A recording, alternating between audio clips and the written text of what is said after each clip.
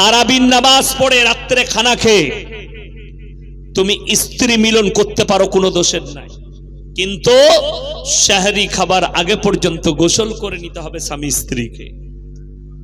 কথা বুঝতে পেরেছেন না পারেননি?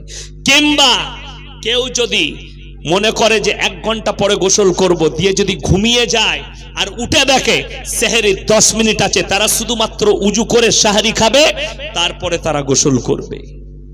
কেউ যদি বলে গোসল করলো না, ফজরের নামাজ পড়েনি, তার রোজা হবে কি? কথা বলেন, কথা বলে গোসল করেনি, তারা ঘুমিয়ে গেছে সেহরি খেয়ে, ফজরের নামাজের পরেও তারা নাপাক অবস্থায় রইল, সকাল হয়ে গেল, তাদের রোজা হবে? এইটাই তো জানা নেই। অবশ্যই তাদের রোজা হবে। সূরা আরাফ প্রথম পৃষ্ঠা, ফালানাসআলান্নাল্লাযীনা উরসিলা ইলাইহিম ওয়া লানাসআলান্নাল মুরসালিন। হে আমার নবী বলে দাও, শুধুমাত্র নবী পয়গম্বর, মৌলবি মোল্লা পীর ফকির অনেক দূরের কথা, আমি রাসূল এবং নবী পয়গম্বরকেও দাঁড় করিয়ে দেব, তাদের কাছেও সওয়াল হবে তোমরা কেমন ভাবে দাওয়াত দিয়েছ, এবং তাদের কওমকেও জিজ্ঞেস করা হবে তোমরা কিভাবে দাওয়াতকে গ্রহণ করেছো। এটা কোরআন। আমি নবী পয়গম্বরকেও দাঁড় করাবো। আর আমাদের দেশের কিছু লোকের আকীদা, অসুবিধা নেই, হুজুরের সাথে সম্পর্ক রাখবি, জান্নাত রেডি। বাংলাদেশের একটা 15 তাল্লা টুপিওয়ালা মাল, তার নামটা আমি জানি না, যদিও তাহেরি লয়, তাহেরি তো ভণ্ড, ও তো বাউল বুষ্টম। আরো একজন আছে, সে বলছে এরকম মজমা তার সামনে, আমি চিন্তা করি আল্লাহ এরকম লোকও বাংলাদেশে আছে, বসে আছে। সে বলছে বাবাজি নাম, তোমরা যখন ভালো মন্দ চাইবে কার কাছে চাইবে? সবাই কার কাছে চাইবো? জোরে বলুন, আল্লাহর কাছে। সে হারামখোর বলছে, তার শ্রোতারা বলছে আল্লাহর কাছে। ই তখন বলছে স্টেজ থেকে, কে কইল আল্লাহর কাছে? আল্লাহই তো কয়েছে কোরআনে, মায়েস ভান্ডারির কাছে চাইবি। নাউজুবিল্লাহ। এই বয়ান হচ্ছে, আমার কাছে মোবাইলের রেকর্ড আছে। কে করছে? একজন স্টেজে বসনেওয়ালা বক্তা। আমি কালকের জলসায় বলেছি, আজকে অমুসলিম ভাইরা যাদের জন্য আমাদের মৌলবীরা আমরা বলি এদের ধর্ম কাল্পনিক, তারা আজকে বলতে লেগেছে মুসলমানদের ধর্মটাও গল্পই ভরা। তার কারণ এই স্টেজের বক্তা, এই স্টেজের মৌলবী যা ইচ্ছা তাই বলে যাচ্ছে, ইসলামে যেগুলো নেই সেইগুলো নিয়ে গল্প বানিয়ে লোককে শোনাচ্ছে। এই কথাটা জানেন, সে ঈমান থেকে সঙ্গে সঙ্গে খারিজ হয়ে গেছে, বেঈমান হয়ে গেছে। এই কথাটা বলার কারণে তাকে কালমা পড়ে মুসলমান হতে হবে, তার আকীদা ঈমান দুটোই নষ্ট হয়ে গেছে। আল্লাহর কসম খেয়ে বলছে, আল্লাহ কোরআনে বলেছেন লা ইলাহা ইল্লাল্লাহ ওয়া লা ইলাহা ইল্লাল্লাহ। তোমরা দুটো নৌকায় পা দিও না, একটা নৌকায় সবাই আল্লাহর প্রতি প্রকৃত বিশ্বাস আনবো। জোরে বলুন ইনশাআল্লাহ। আল্লাহ ছাড়া ভালো মন্দ, কল্যাণ অকল্যাণ মালিক পৃথিবীতে আর কেউ নেই। বাকি যাদিকে দেখছেন এরা গায়রুল্লাহ। আমি কারো নাম করিনি আর করব না, কিন্তু আল্লাহর কসম খেয়ে বলে যাচ্ছি, আল্লাহর কাছে পৃথিবীতে যতগুলো পাপ আছে, আপনার দ্বারা একবার জিনা হয়ে গেছে, আপনি যদি ক্ষমা চান আল্লাহ ইচ্ছা করলে ক্ষমা করবে। আপনি চুরি করেছেন, আল্লাহ ইচ্ছা করলে ক্ষমা করে দিবে। আপনি কারো ক্ষতি করেছেন, তার কাছে যদি ক্ষমা চেয়েলেন আল্লাহ ক্ষমা করে দিবেন। কিন্তু কেউ যদি জেনে বুঝে জিদ করে যদি আল্লাহর সঙ্গে শিরিক করে, সেই গুনাহ আমার আল্লাহ মাফ করবেন না। ওই বক্তব্যটা বার করুন। মাশাআল্লাহ। আচ্ছা, নাম দেয়নি, বেনামে দিয়েছে, মাশাআল্লাহ। আর একজনে 100 টাকা দিয়েছে, আল্লাহ হায়াতে বরকত দেখ। তো শুনেলেন, এই বক্তায় কালকে যার কথা বললাম মারামারি করেছে, এই মুফতিটারই একটা বয়ান বার করলাম আমি ইউটিউব থেকে। ও নিজে বলছে, अरे फतवाए रिजबिया में अहमद रजा बरेलवी ने लिखा, मजार में चादर चराना हराम है, चूमना हराम है, सिजदा करना हराम है, यहां तक के वहां पर औरत को जाना तो दूर, अगर नियत भी कर ले तो वो हराम है। ये हमारे मौलवियों का फतवा नहीं है, ये फतवाए रिजबिया है। শুনেলেন, আমাকে গালি দেওয়ার আগে ফতোয়ায়ে রিজবিয়া পড়বেন, খণ্ড নম্বর 24, পৃষ্ঠা নম্বর 497, পাকিস্তানের করাচিতে ছাপা হয়েছে। আমার ভাই, অন্তরের অন্তরস্থল থেকে বলছি, আমি 1 সপ্তাহ আগে হাওড়া জেলা বাগনানে জলসা করেছি।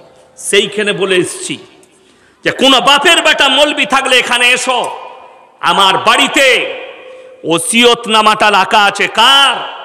ফুরফুরার দাদা হুজুরের ওসিয়তনামা। সেইখানে স্পষ্ট লেখা আছে, মেয়েদের মাজারে যাওয়া হারাম, মেয়েদের মাজারে চাওয়া হারাম, মানুষের সিজদা করা হারাম, কবর চুমনা হারাম, কবরে ভালো মন্দ চাওয়া হারাম। বড় কষ্ট লাগে, দুঃখ লাগে। আজকে মুসলমানের আকীদা হচ্ছে আল্লাহ ব্যতীত কবরের কাছে কিছু পাওয়া যায়। যে মানুষটা বেঁচে থাকাকালীন কিছুই দিতে পারল না। আমি ইয়াসিন মাদ্রাসা চালাই, বড় মাদ্রাসা আছে, আমি লোকের কাছে চাঁদা করতে যাই, আর আমি মরে গেলে লোককে কি দেব? এটাই কষ্টে। আপনাদের উত্তর দিনাজপুর না কোথায়? কালিয়াগঞ্জটা কোন জেলা পড়ছে? উত্তর। আমি 3 মাস আগে, তখন আমার অতটা জলসা ছিল না, 3-4 মাস আগে কালিয়াগঞ্জ থানায় একটা জলসা করতে এসেছিলাম। তো ওই কালিয়াগঞ্জে জলসা করতে এসে রাস্তায় আসছি, আমাদের বর্ধমান থেকে আমার বাড়ি হয়ে বোলপুর, শান্তিনিকেতন বোলপুর, রেলের সাইডে রাস্তা আছে, ওই দিকেই যাতায়াত করি, শর্ট রাস্তা। আহমদপুর বলে এক জায়গা, আমার গাড়ি আটকালো রাস্তায় কিছু যুবক। আমি ড্রাইভারকে বললাম আমার দিকে পাঠাও। তারা এলো। কি হয়েছে বাবা? হুজুর, আমরা ওরস করছি, চাঁদা লাগবে। যারা চিনতে পেরেছে তারা সরে গেছে, 4-5 জন আমার কাছে দাঁড়িয়ে আছে, তারা চিনে না আমাকে। আমরা দুবো, আলহামদুলিল্লাহ, কোনো অসুবিধা নেই। কি হয় বাপ? বললে আমরা চাঁদা করে অনেক লোককে খিচুড়ি খাওয়াবো, তাবাররুক। মাশাআল্লাহ। আর কি হয় বাপ? বলে অনেক জেলা থেকে মানুষ আসে, এখানে যা চাই মনের বাসনা কামনা পূরণ হয়, মাজারে যেটা চাইবে সেটাই পাবে। আমরা তাহলে তো তোমরা বুকা, এখানে চাঁদা করে তোমাদের কষ্ট করে লাভ নাই। গিয়ে বাবাকে বলো, বাবা আমরা ওরস করব, টাকা লাগবে, টাকা দাও, ফ্রি হয়ে যাবে। কথাটা বুঝতে পারেননি? হ্যাঁ, এই বায়ান করা বড় বিপদ। কি বুঝলেন? উত্তর দিনাজপুর থেকে ফোন করে বলছে তোমাকে একবার পেলে আমরা দেখে নেব। আরে ভাই, আমাকে মোবাইলে এত দেখছো, 1 কুইন্টাল লোক আমি, তাও জান ভরেনি, মানে মারবো মালটাকে পেলে।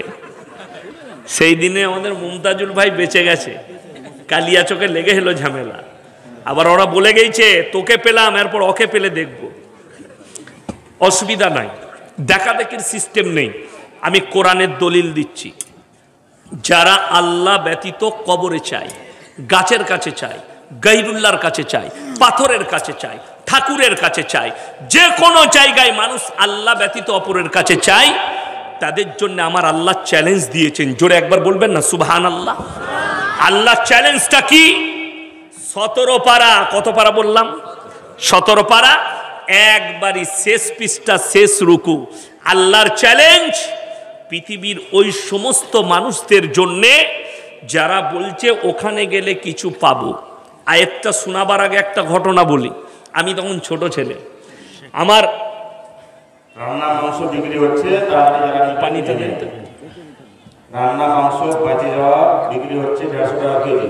যারা নেবেন আলহামদুলিল্লাহ। তো আমার এলাকায়, আমি তখন ছোট ছেলে, একটা বড় তেঁতুল গাছ, বয়স্ক তেঁতুল গাছ, গোড়াটায় ফাঁকা, শিকড় বেরিয়ে আছে। মানুষজনের এই আকীদায় অসত্য কারা হয় জানেন? বেশিরভাগ মহিলারা, মায়েরা, ওদের ব্রেন তাড়াতাড়ি ওয়াশ হয়ে যায়। তো সেখানে যারই বিয়ে শাদী হয়, আমাদের বিয়ে শাদীতে ভালো মন্দ খাবার হয় না? হয় না? লুচি, মিষ্টি, ঘুগনি, বিরিয়ানি। আমাদের বর্ধমানে বেশিরভাগ বিরিয়ানি হয়। কি বুঝলে? তো দামি চালের খাসির বিরিয়ানি রান্না করেছে। এখন দাদির হাদিস হচ্ছে সবাই খাবার আগে আগে বুড়ো পীর সাহেবকে দিয়ে আসতে হবে। প্লেটে করে নিয়ে গিয়ে গাছের তলায় দিয়েছে। কে খাবে? বলে বুড়ো পীর সাহেব আছে, উনি খাবেন। ও চলে গেল, খাচ্ছে কুকুরে। কে খাচ্ছে? কুকুরে। প্লেট একদম পরিষ্কার পরিচ্ছন্ন হয়ে গেল। দাদি এরপর প্লেট নিতে এসে বলছে, হলো দেখবি আই পীর সাহেব একদম সুন্নত আদায় করে খেয়েছে। আমি বললাম হ্যাঁ দেখ উ খেয়েছে, কুকুরটা, পীরে খায় না। মানুষ মরে গেলে খায়, কথা বলে না, খাবার কোনো যোগ্যতা থাকে থাকে না। মানুষের আকীদা, পীর সাহেব খায়, ওই জন্যে সিন্নি দেয়, ওই জন্যে মুরগি দেয়, ছাগল দেয়। বড় কষ্ট লাগে, দুঃখ লাগে। কোরআনটা শুনেলেন, ইয়া আইয়ুহান নাসু যুরিবা মাসালুন ফাসতামিউ লাহু ইন্নাল্লাযীনা তাদউনা মিন দুনিল্লাহি লা ইয়াখলুকু দুবাবান ওয়ালা বিজতামাউ লাহু ওয়া ইয়াসলুবুহুমুদ দুবাবু শাইআন লা ইয়াস্তানকিদুহু মিন। হে আমার নবী, পৃথিবীর মানুষকে বলে দাও, তোমরা যাদের কাছে আল্লাহ ব্যতীত ভালো মন্দ চাও, তারা একটা মাছি পর্যন্ত সৃষ্টি করার ক্ষমতা রাখে না। মাছি সৃষ্টি অনেক দূরের কথা, তাদের প্লেট থেকে যদি মাছি কোনো জিনিস ছিনিয়ে নিয়ে যায়, সেটা উদ্ধার করার মতো ক্ষমতা নাই। তারা হচ্ছে শক্তিহীন, আর আমি আল্লাহ হচ্ছি শক্তিশালী। জোরে বলুন সুবহানাল্লাহ। এটা কোরআন।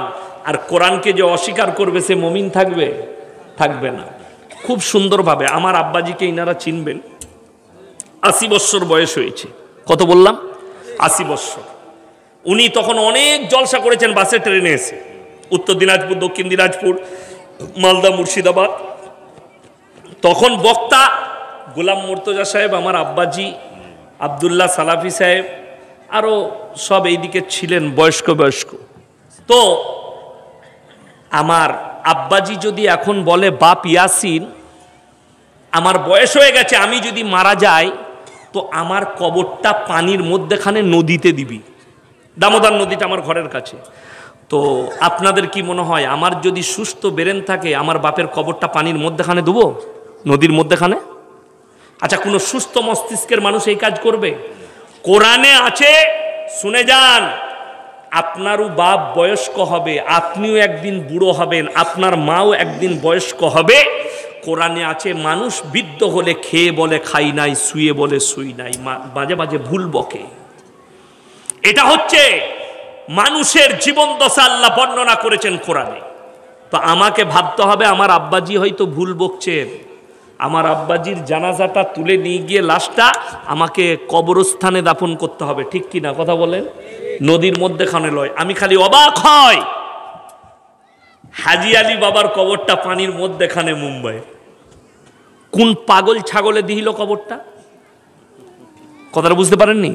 অর্থাৎ সেখানে কোনো মাজারি নাই, কবর নাই, মালটা ফাঁকা।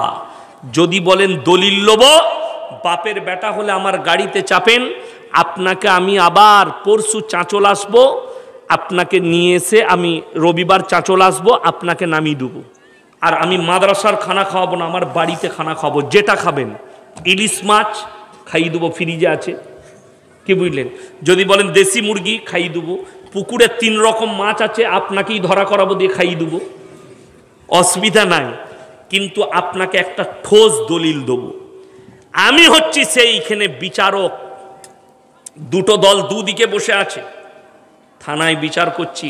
আমাকে ডেকেছেন যে হুজুর আপনি বড়বাবু বলছেন, হক আর না হকটা বলবেন। দুজন বসে আছে। আমি বললাম, বাবা, একজন বলছে ওরস করবো, আর একজন বলছে করতে দেবো না। যে করতে দেবো না বলছে, জায়গা কিন্তু তার বাপের। জায়গা কার? তার বাপের। সে করতে দিবে না, সে অ্যাকচুয়ালি আমার দলের লোক। তো আমি কিন্তু এখানে নিউট্রাল লোক। আমি বললাম, বাবা তুমি করতে দিবে না কেন? সে উত্তর দিলে, হুজুর জায়গাটা আমার বাপের, ওখানে আমি করতে দেবো না। গেল। আমি তাকে বললাম, দুজনাই শুনো, ইসলাম সত্যর ওপরে টিকে আছে না মিথ্যার ওপরে? সবাই বলুন তো আপনারা। সত্যর ওপরে। তাকে আমি বললাম, তুমি যে কবরটাই ওরস করবে বাবার, কোন বাবা শুয়ে আছে? বিশ্বাস করুন, এই কোরআন আছে, এই কোরআন মজিদ আছে আমার কাছে। এই কোরআন মজিদটা হাতে করে বলছি, সেই ভণ্ড আমাকে উত্তর দিচ্ছে যে আমার মাজারে কোনো লোক শুয়ে নাই, কোনো বাবা নাই, আমি পাথর চাবড়ি থেকে মাটি এনে মাজার তৈরি করেছি। আল্লাহর কসম খেয়ে বলছি, এই উত্তরটা সেই হারামখোর দিল। আমি বললাম, তুমি এক্ষুনি বললে ইসলাম সত্যর ওপরে টিকে আছে, অথচ তোমার কবরটা মিথ্যা, মানুষকে ধোকা দিচ্ছ। অর্থাৎ কবরটা গুঁড়িয়ে দিতে হবে, ভেঙে দিতে হবে। তার ভণ্ডামি শেষ। বললে বন্ধ, থানাওয়ালা বললে কিচ্ছু করতে পাবে না, আল্লাহর কৃপায় বন্ধ হয়ে গেল। জোরে বলুন না সুবহানাল্লাহ। কষ্টের বিষয় হচ্ছে, আপনারা বলুন, হযরতে হোসেন রাদিয়াল্লাহু তাআলা আনহু কোথায় শহীদ হয়েছেন? করণদিঘিতে? তবে গঙ্গারামপুরে? কথা বলে না। কোথায়? ইরাকে কারবালায়। কারবালাটা কোথায় আছে? ইরাকে। কিন্তু অবাক হবেন, তার মঞ্জিল মাটি হচ্ছে করণদিঘিতে, তার মঞ্জিল মাটি হচ্ছে গঙ্গারামপুরে, তার মঞ্জিল মাটি হচ্ছে ইসলামপুরে, তার মঞ্জিল মাটি হচ্ছে বহরমপুরে, তার মঞ্জিল মাটি হচ্ছে বর্ধমানে, তার মঞ্জিল মাটি হচ্ছে খড়গপুরে, তার মঞ্জিল মাটি হচ্ছে কলকাতায়, তার মঞ্জিল মাটি হচ্ছে ২ পরগনায়, তার মঞ্জিল মাটি হচ্ছে বাঁকুড়ায়, তার মঞ্জিল মাটি হচ্ছে পুরুলিয়ায়, তার মঞ্জিল মাটি বাংলাদেশ, তার মঞ্জিল মাটি পাকিস্তান। গোটা পৃথিবীতে মঞ্জিল মাটি হচ্ছে। কবর কিন্তু লোকটার একটাই, কিন্তু এরা মিথ্যা কবর তৈরি করেছে। ফতোয়ায়ে রিজভিয়া খণ্ড নম্বর ২৪ পৃষ্ঠা নম্বর ৪৯৭, আহমদ রাজা বেরেলভী তিনি লিখছেন, মিথ্যা কবর তৈরি করে, মিথ্যা মাজার তৈরি করে হযরতে হোসেনের নামে আপনার তাজিয়া বানানো, মাতম করা, লাঠি খেলা, ফাতিয়া করা, মঞ্জিল মাটি করা হারাম। এটা আহমদ রাজা বেরেলভী ফতোয়ায়ে রিজভিয়ায় নিজে লিখেছে। অথচ আমাদের দেশে, আমার বর্ধমানে একজন বলছে, ইয়াসিন ভাই তোমরা মৌলবীরা কি ইমানদার হতে পেরেছো? আমি বললাম কেন ভাই, ইমান তো সেরকম নাই, বলো কি হয়েছে? বললে মুর্শিদাবাদ থেকে এমন একজন আল্লাহর ওলি এসছে, সে আগুনের ওপরে মুসল্লা বিছিয়ে নামাজ পড়ছে। যা বুঝে করগা। আপনি পড়েছেন কোনোদিন আগুনের ওপরে? আমাদের মৌলবীরা পড়েছে? আমি তো জীবনে পড়ি না, আর পারবো না পড়তে। কষ্টের বিষয়। তাকে আমি বললাম রাগ করবি না, আমি উত্তর দিই। বলে হ্যাঁ বলো। আমি বললাম মুসল্লা আগুনের ওপরে বিছিয়ে নামাজ তখন পড়া যায় যখন গাঁজা আর মদ খাওয়া যায় তখন। ভালো মানুষ কিন্তু মসজিদে আল্লাহর ঘরে নামাজ পড়বে, নিরালায় তাহাজ্জুদের নামাজ পড়বে। বড় কষ্ট লাগে, তারা এমনি নামাজ পড়ে না। কিন্তু যেমন আমাদের যুবকদের মধ্যে কিছু ছেলে আছে 5 ওয়াক্তের নামাজ পড়ে না, কিন্তু কোন ভণ্ডর কাছে শুনেছে জানি না, বিয়ে করতে যাচ্ছে, এইখান থেকে বিয়ে করতে গেছে হাড় ভাঙায়, গ্রামে ঢুকিয়ে বলছে মসজিদ খান কোথায় আছে, তাহলে ও 2 রাকাত নামাজ পড়বে।